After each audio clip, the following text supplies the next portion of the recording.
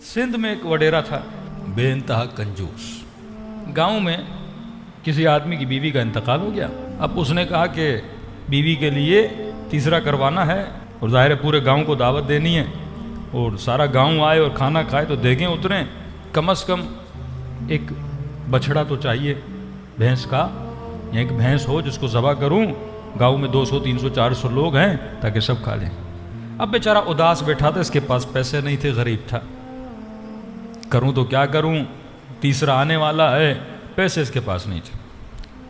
ایک میراثی گزرا. میراثی بڑے تیز ہوتے ہیں مانگنے میں, بات کرنے میں. تو اس نے کہا کہ بھائی مزدور صاحب آپ پریشان کیوں؟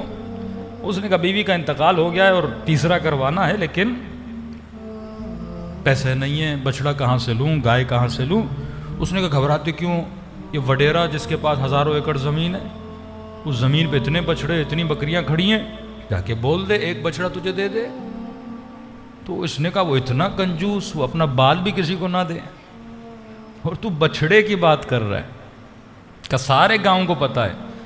اس نے کہا مسئلہ یہ تجھے مانگنا نہیں آتا, میں میراثی ہوں, تجھے بتاتا ہوں مانگا کیسے جاتا ہے.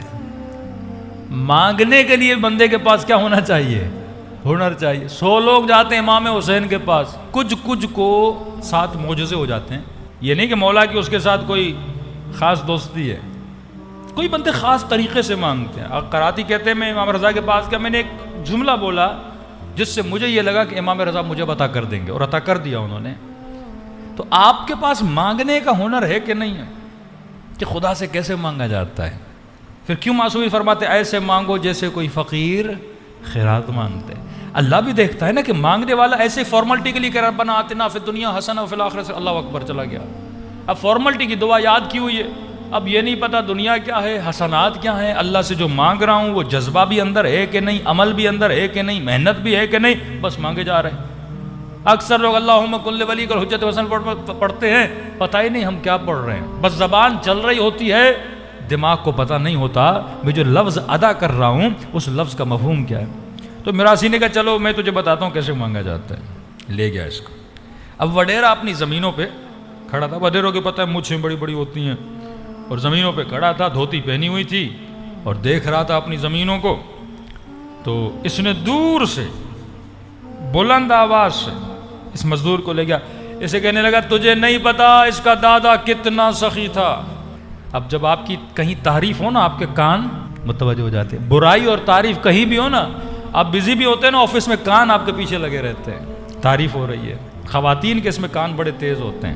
کہیں پہ کسی کی برائی ہو رہی ہے فوراً اچھا کیا ہوا, دور سے پوچھتی ہے کیا ہوا. تو غیبت سننے کی جو ہمیں عادت ہے, یہ فطرت انسان ہے. تعریف ہو, اچھائی یا برائی, فوراً اس کے کان کھڑے ہو جاتے ہیں. اس نے کہا تجھے نہیں پتا اس کا دادا کتنا سخی تھا. اب وڈیرا سن رہے ہیں.